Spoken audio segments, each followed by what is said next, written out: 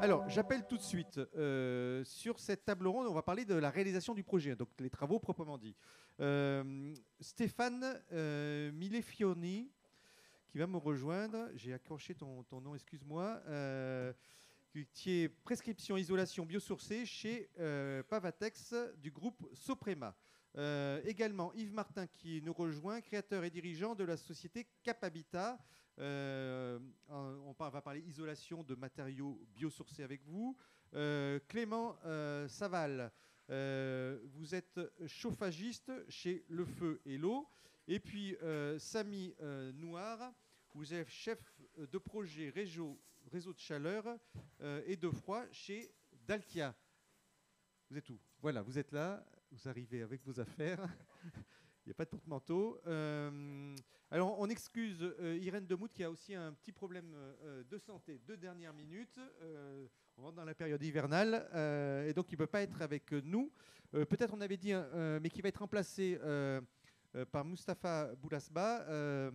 Mais je t'appellerai tout à l'heure, chargé de mission auprès de l'Agence locale de l'énergie de Paris, de POLD, pardon, Paris-Ouest La Défense, qui fera la présentation d'Irène. Voilà. Alors, peut-être on se présente rapidement, un petit tour de table de présentation. Alors bonjour à tous, bonsoir presque. Bonjour à tous, merci pour l'invitation. Alors comme l'a dit Xavier, moi je suis Stefano Millefiorini, responsable prescription pour les isolants biosourcés pour le groupe Soprema. Le groupe Soprema, en deux mots, c'est une entreprise familiale française, mondialement implantée mais familiale et française, basée à Strasbourg, qui est surtout connue pour l'étanchéité, les membranes d'étanchéité, et qui depuis quand même une dizaine d'années développe aussi les métiers de l'isolation et notamment depuis 2016 l'isolation biosourcée avec le rachat de Pavatex pour les isolants en fibre de bois et en ouate de cellulose. Et donc mon métier de prescripteur, c'est d'aller voir la maîtrise d'œuvre et la maîtrise d'ouvrage pour faire du conseil technique et trouver ensemble les bonnes solutions pour vos projets. Voilà, merci Stéphano. Yves. Oui, bonjour. Ça marche? Ça marche. Oui, bon, merci. Écoutez, moi j'ai créé ma société il y a 20 ans et donc nous sommes spécialisés dans les travaux d'isolation, que ce soit en toiture, en façade, en plancher bas. Et nous sommes également couvreurs-zingueurs, ce qui nous permet de réaliser tous les travaux de toiture avec isolation. Vous intervenez plutôt sur les maisons individuelles? Oui, alors on intervient aussi sur les copropriétés, notamment pour l'isolation des combles perdus, mais majorité de nos clients, effectivement, sont des propriétaires de maisons individuelles. Très bien, merci. Voilà. Merci. Clément. Bonjour, Clément Saval, Le Feu et l'Eau. Nous sommes une petite entreprise artisanale de chauffage à Nanterre. Non, Pardon, excusez-moi. À Nanterre, spécialisée dans les énergies renouvelables. Et depuis 3 ans, nous sommes assez contents de ne faire que des énergies renouvelables, plutôt à destination du particulier ou de la petite copropriété. Et on en reparlera tout à l'heure, sans doute, chauffage granulé, géothermie, solaire. Voilà, on va balayer avec vous les différentes solutions d'énergie. Samy, pour se présenter. Donc, bonjour à tous, donc Samy Noir, je travaille pour le groupe Dalkia. Donc, on est une filiale du groupe EDF et on intervient notamment sur les réseaux de chaleur et de froid. Donc, moi, je travaille sur le périmètre de la Défense. Donc, ça englobe quelques collectivités du POLD. Et mon métier, en fait, c'est de commercialiser les réseaux de chaleur. Pas tous les habitants d'une commune sont au courant qu'il y a un réseau de chaleur dans la ville. Et donc voilà, moi mon métier c'est un peu d'expliquer qu'est-ce qu'un réseau de chaleur et d'aller prospecter, rencontrer les potentielles copropriétés qui veulent se raccorder et puis essayer d'aller au bout des projets. Puis on travaille aussi avec les collectivités pour verdir les réseaux. Parce que qui dit réseau de chaleur ne dit pas forcément énergie renouvelable. Et là aujourd'hui on a beaucoup d'enjeux, c'est d'aller verdir les réseaux de chaleur qui sont encore fossiles. Voilà, on va en parler. Alors, tout de suite, on va commencer donc par la présentation d'Irène Demout sur l'isolation, qui devait faire Irène Demout sur l'isolation thermique par l'extérieur. Mustapha va nous rejoindre sur la scène, se mettre directement au pupitre et attraper la zapette au passage sur la table. Voilà, celle-là. Et voilà, vous pouvez vous mettre au pupitre. Pour cette présentation sur l'isolation thermique par extérieur, parce que c'est un sujet, Mustapha, qu'on voulait, pour introduire cette conférence, puis c'est un sujet très important sur la partie efficacité énergétique, bien entendu. Oui, donc effectivement, on trouvait la thématique de l'isolation des murs par l'extérieur en copropriété tellement importante qu'on insistait, c'était important pour nous de la présenter. Donc, hop. Avant tout... On va te donner un micro, comme ça tu vas pouvoir parler en tournant la tête. Ah, c'est Morgane qui merci. te... ouais. Donc oui, alors avant tout, projet d'isolation des murs par l'extérieur, il faut notamment pour les bâtiments dont le permis de construire a été déposé avant 1997 de faire un diagnostic amiante avant travaux. C'est une obligation qui est à la charge du maître d'ouvrage et, petit point important, il faut impérativement qu'il soit réalisé par un diagnostiqueur COFRAC. Voilà. Après ce préambule, donc l'isolation des murs par l'extérieur, dans un territoire aussi dense que le nôtre, en général, les copropriétés sont plutôt verticales. Donc, comme vous le voyez, la déperdition énergétique passe d'abord par les murs en général, dans une copropriété non isolée. Avant la toiture, en maison, c'est plutôt l'inverse. Donc, dans ce cas, effectivement, il faut se concentrer sur les problèmes d'isolation des murs par l'extérieur. Le mieux, étant donné que le mantra qu'on a un peu répété aujourd'hui, c'est l'idée de rénovation globale. Donc, le mieux, c'est d'en faire plusieurs postes de travaux. Mais c'est vrai que dans l'absolu, la priorité, c'est l'isolation des murs par l'extérieur. Vous le voyez ici, 26% de la déperdition énergétique d'une copro non isolée passe donc par les murs. Donc l'isolation des murs par l'extérieur, pourquoi c'est important ? Parce que ça permet de limiter la déperdition énergétique. Et qui dit énergie dit chauffage. Vous le voyez ici, donc 63% de la consommation énergétique d'un logement, c'est le chauffage. Sachant qu'il y a encore quelques années, c'était 70%. Donc, par les travaux de rénovation énergétique, par l'optimisation des appareils de production d'énergie, on réussit à optimiser les choses, qui nous permet de baisser, donc de passer de 70 à 63%. C'est quand même largement majoritaire, et c'est la raison pour laquelle il faut axer les choses d'abord sur le chauffage, et donc par l'isolation des murs, et également par la toiture. Donc ça c'est bon. L'inconfort thermique, c'est un peu lié en fait, c'est que la sensation de paroi froide, un peu ce que vous ressentez, notamment ceux qui sont proches des fenêtres, vous êtes en général plus habillés avec vos écharpes que ceux qui sont de ce côté, et donc l'isolation joue également sur ça. Et c'est la raison pour laquelle c'est important d'isoler, parce que ça permet de réduire cette sensation de paroi froide et donc pousse à baisser sa température de consigne de quelques degrés. Et c'est là donc au final que se jouent les économies d'énergie et les économies sur sa facture. L'isolation thermique par l'extérieur joue également, donc vous l'avez tous maintenant en tête, ça permet de réduire sa consommation de chauffage, mais de plus en plus, malheureusement, on a ce phénomène de réchauffement climatique. Et nous, on peut vous le dire, à l'ALEC, on a de plus en plus de demandes sur l'inconfort l'été, l'inconfort estival. On va parler avec nos intervenants de tout ce qui est biosourcé. Et donc l'isolation joue sur la limitation de la déperdition énergétique et joue également sur le confort estival. Et donc limite, et encore mieux, s'empêche d'acheter un climatiseur, une clim, etc. Petit point également très important sur la ventilation. Qui dit travaux d'isolation des murs et également de la toiture dit meilleur calfeutrement de l'immeuble, de l'habitation, mais dit également nécessité de ventiler son logement. Le risque en ne ventilant pas, c'est que vous ayez une humidité stagnante dans les logements et à terme, vous allez avoir des problèmes de moisissure. Et donc toujours coupler, et là je parle de la maison individuelle mais également de la copropriété, coupler les travaux d'isolation des parois extérieures avec un système de ventilation mécanique. Et on vient aux fameuses étiquettes énergétiques. On en a également parlé tout à l'heure avec l'étiquette énergétique qui a son rôle de plus en plus, notamment, en tout cas actuellement pour les propriétaires bailleurs qui seront dans l'impossibilité de louer, et je pense notamment aux étiquettes énergétiques les plus basses, à commencer par l'étiquette G, F, puis E pour dans quelques années. Et donc l'isolation des murs par l'extérieur induit donc des économies d'énergie, induit donc une meilleure note sur son étiquette énergétique. L'occasion de faire une isolation thermique par l'extérieur, c'est également l'occasion de remettre un peu à neuf, en tout cas au niveau de l'apparence extérieure, sa copropriété. C'est également une donnée à prendre en compte, le risque, notamment si vous une copropriété entre guillemets se laisse aller, c'est qu'elle soit petit à petit déclassée dans le voisinage. Ça joue également beaucoup, notamment au niveau de la valorisation patrimoniale des biens. Et donc, pour résumer, les 5 points à retenir sur l'isolation thermique par l'extérieur, c'est de réaliser des économies d'énergie, d'améliorer son confort, d'augmenter sa performance énergétique, d'embellir son patrimoine et d'augmenter la valeur verte de son bien.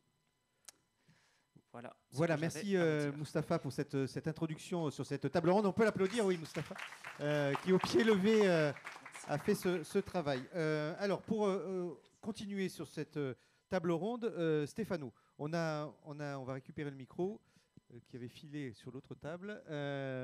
Stéphano, les matériaux biosourcés, donc on entend de plus en plus parler, ça se développe, et donc on se pose la question ici, c'est quoi les apports du matériau biosourcé? Alors, déjà, premièrement, je voulais traiter 2 idées reçues sur les matériaux biosourcés. La première, ils ne sont pas nouveaux, les matériaux biosourcés. Nous, par exemple, chez Soprema, on a 2 familles, la fibre de bois et la ouate de cellulose. La fibre de bois, elle existe depuis les années 30. Pavatex a commencé à la fabriquer en Suisse dans les années 30 du XXe siècle. La ouate de cellulose est utilisée depuis quasiment un siècle au Canada. Donc, on sait très bien comment ces matériaux se comportent. Ils sont arrivés sur le marché français uniquement dans les années 2000, mais dans d'autres pays, dans le monde germanophone et de l'autre côté de l'Atlantique, on a largement le recul pour savoir comment les utiliser, comment ils se comportent, comment ne pas les utiliser, qu'est-ce qu'il faut faire, qu'est-ce qu'il ne faut pas faire. Donc il n'y a pas de crainte à avoir au niveau du recul qu'on peut avoir sur ces matériaux-là. Deuxième idée reçue, par rapport par exemple à la fibre de bois, je vous rassure, on ne plante pas des arbres pour les abattre pour faire de la fibre de bois. On travaille à partir de déchets de scierie. Dans le cas de la ouate de cellulose, on travaille à partir de papier de journal et d'autres types de papier. Donc on travaille sur des déchets. Ce sont des ressources locales. Nous, notre usine de fibre de bois, elle se trouve dans les Vosges et elle récupère le bois à 150 km autour de l'usine. On travaille sur des process qui sont faiblement énergivores. On chauffe à maximum 100 degrés pour faire de la fibre de bois et on ne chauffe pas du tout pour faire de la ouate de cellulose. On ne consomme pas d'eau. Et donc, globalement, on a d'un point de vue de l'impact environnemental, on a des matériaux qui ont, sur le cycle de vie, une émission, ils absorbent plus de CO2 que ce qu'ils émettent. Donc, ils ont un bilan environnemental positif. Donc, d'un point de vue du volet environnemental, c'est tout bénef. Et en plus, ce sont des produits qui sont déjà issus de recyclage et qui peuvent être recyclés en fin de vie. Maintenant, pour venir vraiment aux propriétés, qu'est-ce que ces matériaux apportent? Au niveau du comportement thermique et acoustique, j'ai envie de dire, en thermique hivernal, ils sont plus ou moins équivalents aux isolants traditionnels. Ils se comportent grosso modo comme les laines minérales, à quelques millimètres près. Là où on a un vrai plus, c'est, on vient de le voir, en confort d'été. Ce sont des matériaux qui sont plus lourds, plus denses et qui ont une meilleure capacité thermique, donc une capacité à stocker la chaleur et à la restituer plus tard comparé aux isolants traditionnels. Ce qui fait qu'on obtient ce qu'on appelle le déphasage. En été, le pic de chaleur en début d'après-midi, à l'extérieur, on arrive à le décaler à l'intérieur, décaler son passage à l'intérieur de 8, 10, 12, 14 heures pour qu'il arrive le soir et qu'on puisse donc rafraîchir par ouverture de fenêtres. Donc ça, c'est particulièrement intéressant. Et moi, j'ai des cas de plus en plus fréquents de demandes d'isoler dernier niveau de copropriété parisienne sous le zinc avec des isolants en fibre de bois à très forte inertie sur des structures légères. Quand on est en structure lourde, le plus important, c'est déjà de préserver l'inertie du mur en isolant par l'extérieur. Deuxième apport intéressant, c'est justement pour l'isolation par l'extérieur. Ce sont des matériaux de la fibre de bois qui sont ouverts à la transmission de vapeur. On les associe avec des enduits ouverts à la transmission de vapeur. Et donc, en fait, on réduit considérablement les risques de condensation, moisissure sur des murs anciens qui ont déjà de l'eau de par leur vie intégrée dans leur épaisseur. On a rénové dans Paris des immeubles à pans de bois historique de Paris. Les ABF, on en a parlé tout à l'heure, ils ont été d'accord, ça dépend un petit peu des quartiers, parfois on a de la chance. Donc effectivement, ce sont en plus des produits qui, sur cette application-là, comparé à une solution traditionnelle polystyrène avec un enduit synthétique, ils respectent carrément plus le bâti existant et ils apportent un véritable plus à ce niveau-là. Donc voilà, je dirais les 3 grands avantages, confort d'été, côté respirant, respect de l'existant et bah, évidemment un meilleur bilan environnemental. Au niveau acoustique, Stéphano, est-ce que c'est intéressant ou pas les matériaux biosourcés, plus que la laine de verre ou la laine de roche? Ça se comporte très bien. Les principes de fonctionnement sont les mêmes.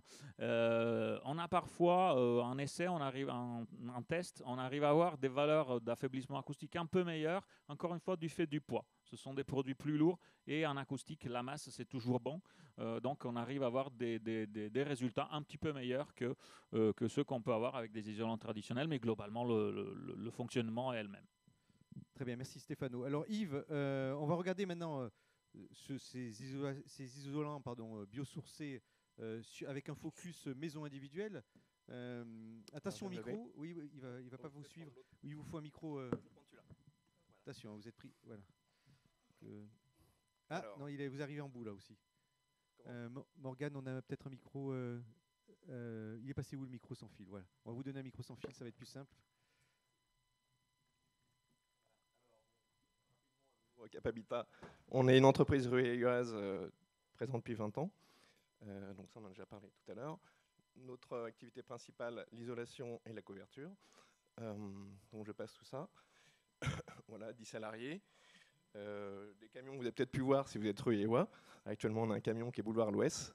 On est en train de refaire une toiture avec l'isolation. Alors, les principales sources de déperdition de chaleur. Donc, contrairement à ce qu'on a vu tout à l'heure pour un immeuble, avec une toiture terrasse, les principales déperditions sont par le toit, 30%. Quand vous chauffez, la chaleur monte, et si elle n'est pas arrêtée, elle s'en va en pure perte dans la nature. Les murs aussi, donc très important, 25%. Et puis le reste, les fuites d'air, les vitrages à remplacer, les simples vitrages par des doubles vitrages, l'isolation du sol, quand on a un vide sanitaire, ou les planchers bas, et puis tout le reste, c'est les ponts thermiques. Alors, pour l'hiver, on parle de coefficient de résistance thermique, on appelle ça le R, et on a des valeurs à respecter si vous voulez avoir des aides, dans le cas de MaPrimeRénov' ou des certificats d'économie d'énergie. Je ne sais pas si vous le savez, mais pour les rampants de toiture, quand vous isolez votre toit, vous devez avoir un R supérieur ou égal à 6. Quand c'est des combles perdus, R supérieur ou égal à 7. Quand c'est des murs, 3,7. Quand c'est des planchers bas, c'est 3. Et quand c'est des toitures terrasses, c'est 4. Donc ça, c'est les règles. On parle que de coefficient hiver. On ne parle jamais d'été, effectivement, comme l'a dit Stéphanos. Oui, excusez-moi, j'ai une trachéite. J'ai un peu de mal à parler, mais je suis là. Et donc, pour l'été, on ne vous en parle jamais. Mais effectivement, c'est très important. Je ne sais pas si vous êtes propriétaire de maisons individuelles, peut-être, dans la salle.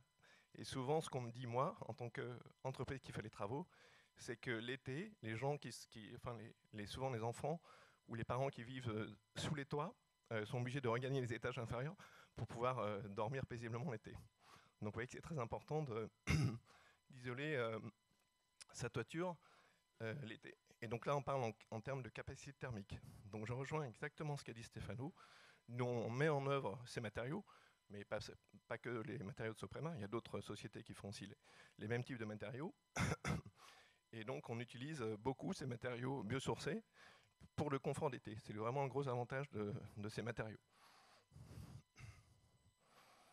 Donc là, je vous montre des exemples de réalisation. Donc là, on a isolé un immeuble dont les combles ne sont pas accessibles par l'intérieur. Il n'y a pas de trappe. Donc on est obligé, on est couvreur. Donc là, c'est une toiture en zinc. On est obligé d'enlever les bacs zinc, que vous voyez ici. On découpe la volige. C'est des planches de bois qui se trouvent sous le zinc. Et après, par pression, on a une machine, c'est une cardeuse. On met en l'occurrence, c'est la boîte de cellulose. Donc, il y a un excellent produit hiver-été pour le confort d'été, j'en reviens toujours à ça. Et par pression, on fait monter le produit à travers le tuyau. Et après, l'opérateur qui est sur le toit va se charger de remplir les interstices qui permet d'isoler complètement la toiture. Donc là, c'est un immeuble à Boulogne-Billancourt. Donc ça, c'est un autre type de produit, c'est les flocons de boîte de laine de verre, pour le coup. Donc l'avantage du floconnage, pour les combles perdus, c'est que, vous voyez ici ce qu'on appelle des lambourdes, c'est ce qui permet de soutenir votre plancher, enfin votre plafond plutôt. Et l'avantage des flocons, c'est que vous allez recouvrir complètement les lambourdes, puisque là, il faut à peu près 31 cm pour avoir un R2-7, qui donne droit à nouveau Z, je répète. Et l'avantage, c'est que vous n'avez pas du tout de pont thermique. Ça forme un tapis homogène qui vous permet de réduire tous les ponts thermiques, contrairement à une solution où on vous mettrait des rouleaux qui sont plus ou moins jointifs. Il faudra mettre 2 épaisseurs croisées. C'est plus ou moins bien fait. Souvent, on voit des rouleaux qui passent comme ça sur les solives. Donc, il y a un vide d'air en dessous. Et cette solution permet justement de réduire complètement les ponts thermiques. Donc ça, c'est un autre, c'est un autre immeuble à Courbevoie, où là, on a soufflé de la ouate de cellulose. Vous voyez ici. Donc souvent, justement, pour permettre que là, on voit une trappe d'accès pour aller sur le toit, on fait un cheminement en bois qui permet, donc on passe au-dessus de l'isolant, de manière à ce que quand il y a des travaux d'intervention pour purger, tout ce qui est réseau de chauffage l'hiver, permet aux gens qui interviennent de ne pas marcher dans la ouate de cellulose. Donc ça, c'est une isolation des rampants du toit par l'intérieur, dans le cadre d'un aménagement de comble. Donc là, on a repris la charpente, on a créé des ouvertures, des Velux, et on a isolé les rampants par l'intérieur avec la fibre de bois. Et ensuite, on a réalisé l'habillage en placo. Donc, grosso modo, pour avoir un R de 6 sous les rampants, on a dû mettre 24 cm de fibre de bois. Une première couche entre chevrons de 6 cm et une deuxième couche par-dessous de 18 cm. Donc là, c'est une isolation de rampants par l'extérieur, dans le cadre de réfection de toiture. Donc là, on a mis aussi des panneaux de fibre de bois en 2 épaisseurs, on voit la première et la deuxième, 2 x 140 mm. Là, c'est par l'extérieur, mais avec des panneaux rigides, dont a parlé Stéphano. C'est des panneaux qui font 150 kg de densité, et donc qui vous procurent un confort d'été exceptionnel. Chez tous les gens chez qui on a fait ça, sont très satisfaits, le retour est excellent. Et donc vous voyez la maison une fois le toit refait. Là, c'est un autre type d'isolation par extérieur en sarking. Donc pareil, on met une première couche, on met un pare-vapeur, côté intérieur, on met une première couche, en l'occurrence ici c'est de la laine de roche, puisqu'on peut marier les isolants. Et au-dessus, ces fameux panneaux qui sont rainurés et bouffetés, qui s'emboîtent les uns dans les autres, et qui nous offrent une confort d'été très, très, très important. Donc ça, c'est la méthode du sarking. C'est des panneaux qui sont rainurés et bouffetés, donc on ne peut pas avoir le pont thermique, hein, ils s'emboîtent les uns dans les autres, et ils sont sur les chevrons, ils sont posés sur les chevrons. C'est un autre type d'isolation par l'extérieur. Donc là, on retrouve première couche de laine de roche entre les chevrons. Deuxième couche, des panneaux, ce coup-ci c'est de polyuréthane. Vous voyez très bien qu'ils sont rainurés et bouffetés, qui s'emboîtent les uns dans les autres. Ici, on avait très peu de pente, on a rajouté un pare-pluie, un contre-latage, et après, on a mis nos voliges et le zinc. Donc ça, c'est une isolation de toiture terrasse. Donc un bac acier, un produit en polyuréthane, et ensuite la membrane d'étanchéité. Donc je parlais tout à l'heure des planchers bas, donc ça c'est un exemple de sous-sol, de garage ou de parking. En l'occurrence ici c'est des panneaux de laine de roche. Il faut avoir un minimum de R supérieur ou égal à 3 pour avoir droit au Z. On peut avoir aussi des dalles décoratives, donc qui sont plus jolies que ces panneaux de laine de roche. Et là, c'est l'isolation thermique par l'extérieur. Vous voyez les panneaux graffités qui sont splittés contre la maçonnerie. Il y a une trame collée avec un enduit, il y a un sous-enduit, et ensuite il y a l'enduit de finition qui vous donne ce résultat-là, avec un R de 3,7. Voilà. Voilà, merci pour cette présentation. Donc là, il n'y avait pas que du biosourcé dans ce... Non, il n'y a pas que du biosourcé, mais nous, on demande au client, quand on va chez le client, on lui demande qu'est-ce qui vous importe. Est-ce que c'est d'être bien isolé l'hiver? Donc ça, ils vous disent tous oui. Et après, l'été, on leur demande. Alors, il y en a qui disent, écoutez, l'été, nous, on n'est pas là. On est sur les plages, donc on s'en fiche.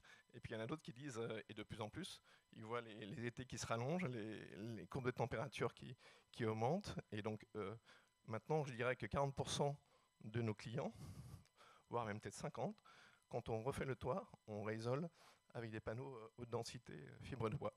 Oui, donc une grosse demande. Je vous laisse revenir vers nous, vous joindre à nous avec votre verre d'eau. Voilà, donc on va continuer. Donc tout de suite, là on voit différentes solutions. Et vous voyez, cher public, que c'est réjouissant de voir comment on met en œuvre réellement. Donc en continuant avec vous, Clément, là on va parler pompe à chaleur. Pompe à chaleur notamment. En fait, on va parler un peu des moyens de chauffage qu'on peut utiliser aujourd'hui, plus ou moins nouveaux, pour remplacer les anciennes installations au fioul, voire maintenant au gaz. On a de plus en plus de demandes pour quitter le gaz aujourd'hui, pour les raisons que tout le monde connaît. Donc en fait, nous, on répond presque à toute la palette, mais en même temps, il y a d'autres gens qui nous complètent. Je pense qu'une des solutions les plus répandues aujourd'hui, c'est la pompe à chaleur RO, qui de notre point de vue n'est pas forcément la meilleure, en tout cas elle n'est pas universelle, puisque la pompe à chaleur RO, elle s'applique bien à des maisons bien isolées et qui est un peu compliquée dans notre zone urbaine dense, parce qu'il ne faut pas oublier qu'on a un module extérieur qui peut faire du bruit, qui peut vous créer des problèmes de voisinage. Quand on est en copro, c'est un peu différent, c'est des solutions qu'on peut mettre sur les toits, donc normalement c'est moins gênant. Mais il faut quand même des maisons bien isolées pour tirer parti du bon rendement de ces machines qui sont bonnes quand elles fonctionnent à basse température, c'est-à-dire le réseau de chauffage est à basse température.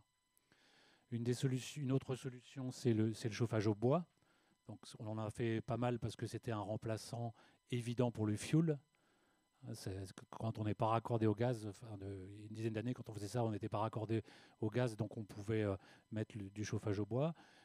Donc c'est très performant, parfaitement écologique, puisqu'on ne produit pas de CO2 en utilisant du bois.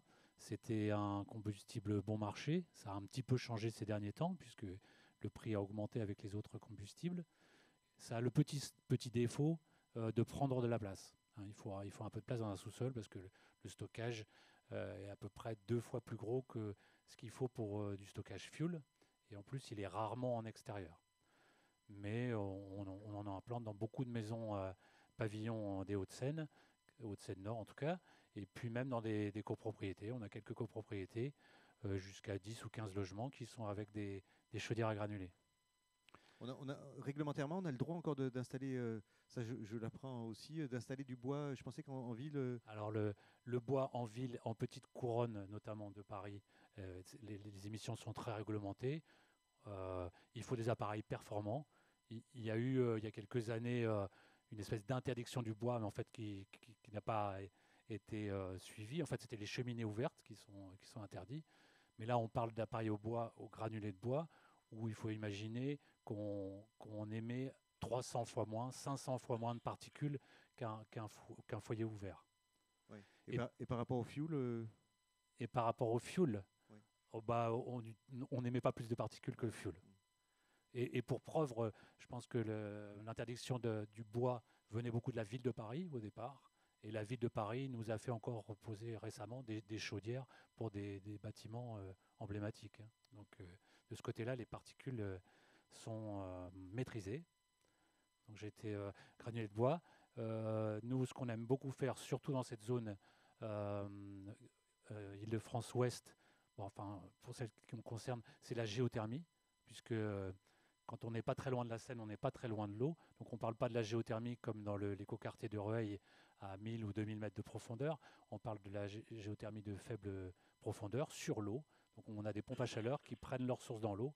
Et l'avantage par rapport à une pompe à chaleur RO, c'est que la performance est nettement meilleure, puisqu'on a une source de chaleur qui est plus ou moins toute l'année à 13 degrés. Il n'y a pas de module extérieur. Mais encore une fois, c'est une pompe à chaleur, donc ça s'adapte à des habitats isolés, idéalement avec du plancher chauffant. Et puis ça a l'avantage supplémentaire de vous donner de l'eau du sol pour l'arrosage, pour les toilettes, etc. Et puis un dernier avantage qui est beaucoup, comme le collègue en parlait tout à l'heure, c'est que maintenant il y a un problème de rafraîchissement. Donc dans les maisons qui ont des planchers chauffants, on peut se rafraîchir à vraiment bon marché et sans gaz à effet de serre à partir de la géothermie. Et ça, c'est encore une solution qui s'applique aux particuliers et à la petite copro, et éventuellement aussi à la grande copro, mais nous, on ne fait pas ça. Et juste pour finir, un petit mot sur une énergie qui revient, qui est vieille comme le monde et qu'on avait du mal à installer ces derniers temps parce que assez peu rentable, c'est le solaire. Le solaire, avec l'envolée de tous les prix du combustible, c'est le seul combustible qui n'a pas augmenté. Donc on arrive maintenant à rentabiliser du solaire en chauffage. On arrive à faire des couvertures solaires de 50 à 70% des besoins sur des pavillons. Et sur les copropriétés, est-ce que vous faites du solaire aussi? Nous, on n'en fait pas, mais on peut faire du solaire. Alors, ce qui se faisait beaucoup, c'est du solaire eau chaude, pour produire l'eau chaude. Ce n'est pas forcément la bonne solution aujourd'hui pour le solaire, parce que le solaire, il aime aussi la basse température. Donc, bon, je ne vais pas en parler pour les copropriétés, je ne connais pas trop le sujet, mais on pourrait faire, enfin, toutes les terrasses, faire du solaire thermique. Et puis, évidemment, du solaire photovoltaïque. Ça c'est une autre solution, une autre source d'économie d'énergie, c'est-à-dire de mettre des panneaux solaires sur les terrasses non utilisées des copropriétés. Oui, parce que le solaire thermique, alors pour les non-initiés, on réchauffe de l'eau pour l'eau chaude sanitaire. Voilà. Et le solaire photovoltaïque, on produit de l'énergie, on produit de l'électricité. Exactement. À ceci près que le solaire thermique produit aussi de l'eau chaude pour le chauffage. On peut se chauffer au solaire. Très bien. Allez, on va continuer, puisque le temps nous est compté, mais on va récupérer le micro, Stéphano. Voilà pour toi. On va continuer donc avec vous, Samy. Là, on a parlé beaucoup réseau de chaleur en début de conférence. Et donc, il y avait des questions qui se posaient, notamment sur les aides, comment est-ce que je me raccorde, les délais de raccordement. La question que j'avais envie de vous poser, vous, pour Dalkia, c'est on vous appelle, au bout de combien de temps on est raccordé à un réseau de chaleur? Alors, on est très sollicité aujourd'hui parce qu'effectivement, avec la crise énergétique qu'on traverse, donc je m'adresse particulièrement aux copropriétés. Aujourd'hui, pour parler des maisons individuelles, le business model en France n'est pas forcément calé pour les réseaux de chaleur. Ça existe dans les pays nordiques, mais le coût d'investissement pour tirer des réseaux ne permet pas aujourd'hui d'aller raccorder des maisons individuelles. C'est trop cher et les modules qui viennent en remplacement des chaudières sont très peu produits. Donc au final, ça va beaucoup s'adresser aux copropriétés. Donc pour les copropriétés, donc, la crise énergétique qu'on traverse, on a vu cette flambée des prix du gaz. C'est également le cas aussi pour le fuel qui s'est envolé, qui a suivi le gaz. Et donc toutes les énergies fossiles finalement s'envolent. Donc là, on a des budgets sur des copros qui triplent. Et donc là, on est très sollicité aujourd'hui parce que quand on a des réseaux à énergie renouvelable, bah, finalement, on peut avoir de la géothermie, on peut avoir du bois. On fait ça à très grande échelle. Donc l'union fait la force. Vu qu'on chauffe beaucoup de logements, finalement, on arrive à avoir des coûts on va dire d'économie d'échelle, qui viennent réduire le coût d'installation d'une ENR par rapport à une habitation classique, une maison en particulier. Donc après, pour les délais, c'est très dur de vous répondre. C'est-à-dire que ça dépend de la complexité du raccordement. En temps normal, on peut mettre 1 mois à répondre à la demande. Aujourd'hui, comme on est un peu sursollicité, et je parle au nom du métier, ça peut être Engie qui derrière sur Rueil-Malmaison. Nous, Dalkia, on est plutôt sur Suresnes, Courbevoie, mais ça peut prendre 2 à 3 mois. Et puis après, voilà, ça dépend des études qu'il faut mener. On peut avoir déjà une première approche. Ça coûte rien d'aller questionner un opérateur de réseau de chaleur, d'aller questionner la mairie en disant je veux me raccorder, comment ça marche, quelle démarche dois-je entreprendre. Et dans un premier temps, on peut renvoyer une présentation du réseau, le type d'énergie utilisée, le coût de la chaleur, une petite simulation et une estimation du coût des travaux. Et ensuite, on va partir un peu dans le côté un peu ingénierie. On doit faire venir des géomètres, voir comment on peut passer les réseaux dans la rue, voir si on ne doit pas faire des zigzags. Ça peut augmenter, ça peut baisser le coût. Donc voilà, mais une première approche, on va dire sous 2 mois. Et après, un projet ficelé avec une vraie étude peut prendre 3-4 mois. Et puis après, la partie réalisation des travaux. Et la réalisation des travaux, alors combien de temps? Alors c'est pareil, c'est-à-dire qu'une résidence qui se trouve, on va dire, à 30 mètres, une copropriété à 30 mètres du réseau, ça peut être assez rapide, ça peut prendre à peu près 1 mois pour les travaux de voirie. Et ensuite, on a les travaux internes, donc le remplacement de la chaudière par les équipements du réseau de chaleur. Faut noter quand même qu'on fournit de la chaleur à beaucoup de monde. Donc quand on vient se raccorder sur un réseau de chaleur qui a de l'eau sous pression, on peut le faire, mais ça coûte très cher, c'est un peu plus risqué. Donc on préfère en fait couper le réseau. Donc les coupures, souvent, on va s'organiser pour les faire en été pour que ça gêne le moins de personnes possible.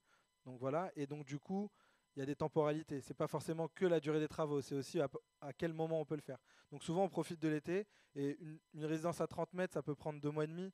Une résidence qui est assez loin, à plus de 200 mètres, il faut se dire qu'on a au moins 2-3 mois de travaux en voirie, plus les travaux complémentaires, donc on peut aller jusqu'à 5-6 mois.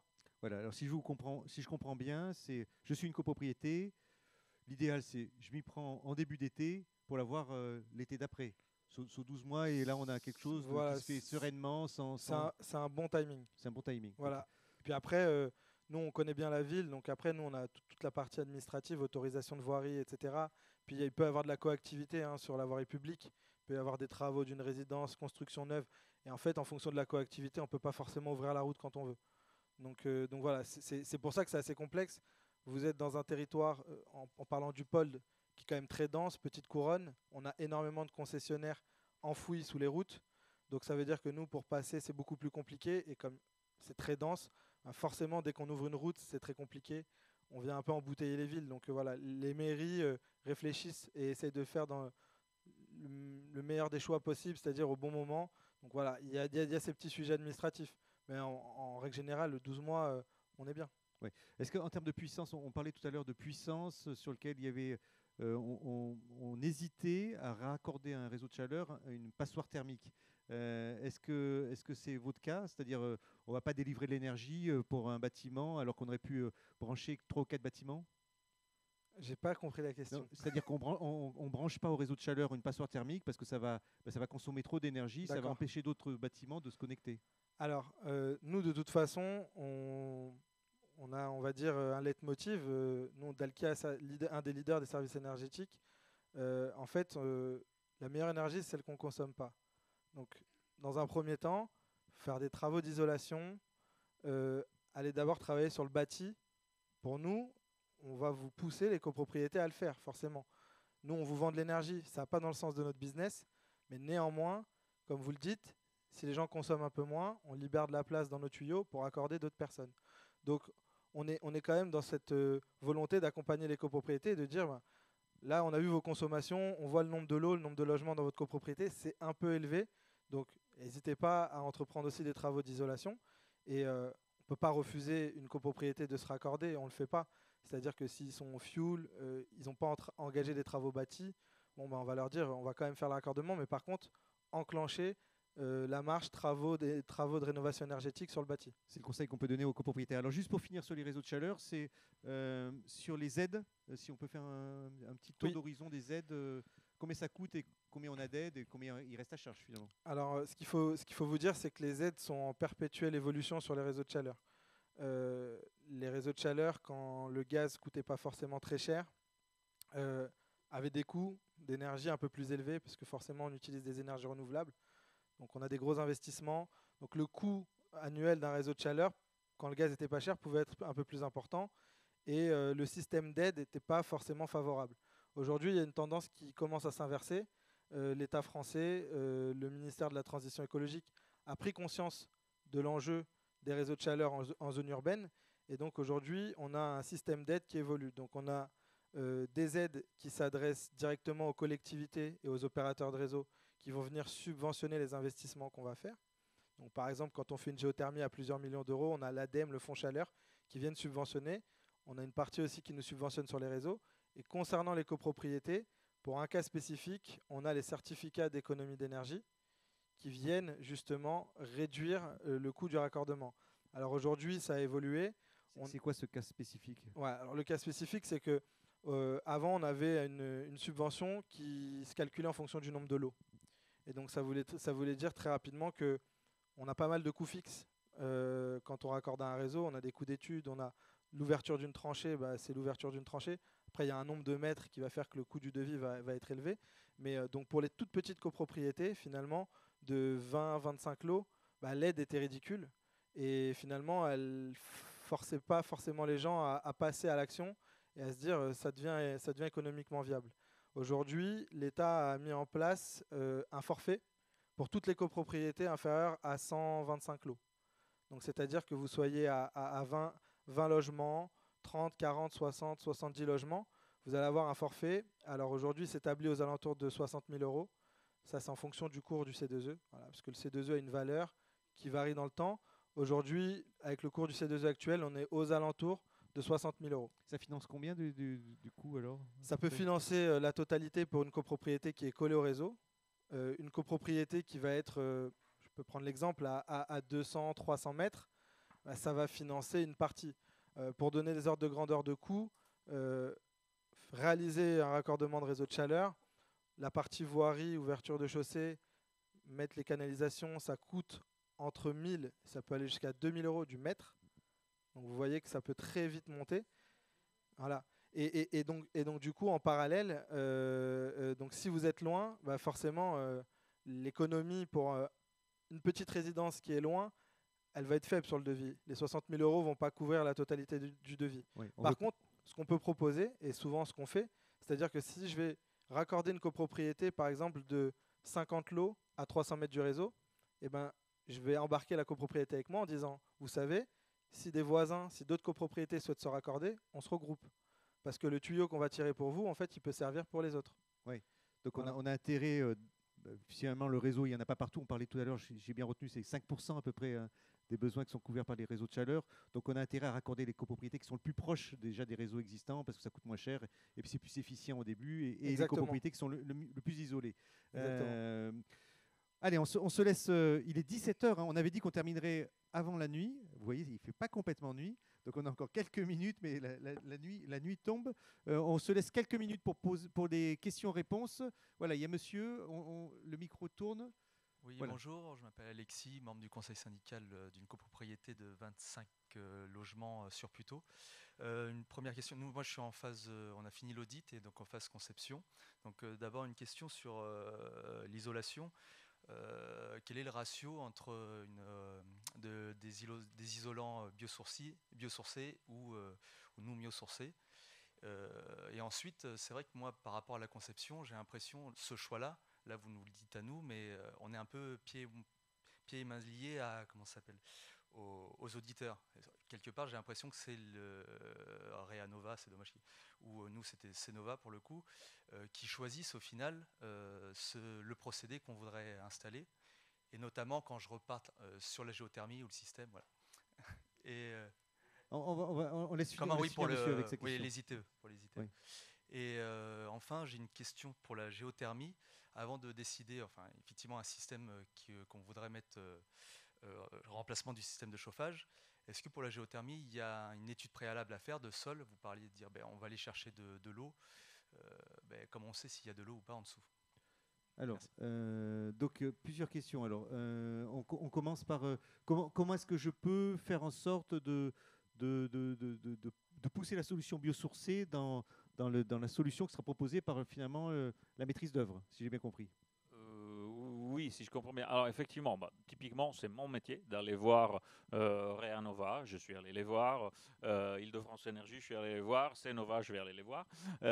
Donc c'est mon boulot de leur expliquer en quoi mes solutions peuvent remplacer des solutions traditionnelles. Maintenant, moi, ce que je retrouve de plus en plus, c'est que ces opérateurs-là, très souvent, ils vous donnent plusieurs options. Ils vous donnent une option isolant traditionnel et à côté une option biosourcée parce qu'il y a de plus en plus d'incitation, parce qu'il y a de plus en plus de sensibilisation de la maîtrise d'ouvrage, une volonté de plusieurs acteurs d'aller vers une généralisation des solutions biosourcées. Et moi, donc, honnêtement, dans la majorité des cas, je vois souvent des préconisations de travaux qui ont une option de base traditionnelle et une variante biosourcée. Vous demandiez un ratio, je pense que vous vouliez peut-être avoir une idée du surcoût potentiel, je ne sais pas si c'était ça. Donc effectivement, dans ces variantes, on présente le surcoût. Alors aujourd'hui, Ça dépend beaucoup des applications. En isolation par l'extérieur sous enduit, on estime qu'une solution en fibre de bois, elle est désormais du même ordre de grandeur de prix qu'une solution en laine minérale de roche. Les deux seront plus chers que du polystyrène, mais avec quand même un apport de qualité de produit et par rapport notamment au côté respirant dont je parlais tout à l'heure, par rapport au côté environnemental. La laine de roche aura peut-être un petit plus en sécurité incendie, mais les deux sont quand même plus qualitatives qu'un polystyrène expansé qui sera la solution de base. Mais voilà, à ce niveau-là, il n'y a pas de surcoût il y a quasiment plus de surcoût entre une fibre de bois et une laine de roche. En isolation par l'intérieur, il y a encore un petit décalage entre une solution en fibre de bois et une solution par exemple en laine de verre qu'on estime entre 5 et 10 euros du mètre carré. Après, voilà, globalement, c'est des écarts de prix qui sont en train petit à petit de se resserrer. On a tendance. Yves, alors pour préciser. Oui, je voudrais juste compléter la réponse pour l'isolation de combles perdus, ce qui semble pas être le cas de votre immeuble. En toiture en terrasse, non, c'est ça? Donc pour l'isolation de combles perdus, il n'y a pas de surcoût entre une isolation en ouate de cellulose par exemple et une isolation avec laine de roche ou laine de verre. Voilà. Il y avait une question également pour Clément, alors pour répondre sur la partie géothermie. Oui, alors la géothermie, de l'eau, il y en a à peu près partout en Île-de-France. La seule question, c'est à quelle profondeur on peut l'avoir et à quelle profondeur sont les couches de craie dans lesquelles on puise l'eau. Souvent, on a l'eau sous les pieds à 5-6 mètres. Ici, vous creusez à 5-6 mètres, il y a de l'eau. Par contre, il va falloir la chercher un peu plus bas pour chauffer une maison avec la géothermie ou une petite copropriété. Donc il y a des bureaux d'études. Quand on parle là, vous êtes sur une copropriété moyenne, donc je vous inviterai à aller sur des bureaux d'études qui vont vous faire une étude complète. N'oubliez pas que ça s'appliquera si vous isolez votre habitation, votre copropriété. Et pour une vingtaine de logements isolés, un seul forage suffit. Donc c'est des choses tout à fait réalisables. Voilà, une autre question. Allez, allez-y, madame. Ah, monsieur, pardon. C'était raté. Non, c'était plutôt un témoignage. Je suis dans une copropriété sur Puteaux qui est chauffée par Enertherm en chauffage urbain. Mais c'est simplement pour dire qu'on était à 50 € le mégawattheure en 2019, donc avant le Covid. On est descendu à 20 € et au mois d'avril, on était à 250 € quand même. Donc le chauffage urbain, c'est pas toujours aussi la solution si économique que ça. Enfin, en tout cas, c'est ce que nous constatons chez nous. Très bien, on va répondre à votre question. Non, mais c'est nous. Non, mais il faut savoir qu'un chauffage urbain, on n'est pas maître de son. On prend celui qui passe devant. Hein. Mais, voilà, Samy va vous répondre. Samy, alors. Oui, bon, donc Enertherm, c'est un confrère. Après, le cas d'Enertherm, on le connaît. Hein. Nous, on exploite des bâtiments à Puteaux, Dalkia ou à Courbevoie qui sont chauffés par Enertherm, donc on voit aussi les factures arriver. En fait, si vous voulez, aujourd'hui, Enertherm, c'est un réseau qui est en cours de verdissement, donc qui tarde un peu sur la mise en œuvre d'une chaufferie au bois. Donc aujourd'hui, il y a une grande partie de leur mix énergétique qui est alimentée par du gaz et du fioul. Et malheureusement, le gaz et le fuel, aujourd'hui, ils ont fortement augmenté. Nous, les villes, donc les autorités délégantes des réseaux, parce que c'est un service public qu'on nous délègue, nous imposent des formules d'indexation et des contrats d'achat d'énergie indexés. C'est-à-dire que, comme vous l'avez dit, post-Covid, quand on a eu, ou pendant le Covid, quand on a eu une baisse de la demande de gaz en France, on a le prix du gaz qui a chuté fortement. On s'est retrouvé à des niveaux records très très bas, à 5 € la molécule.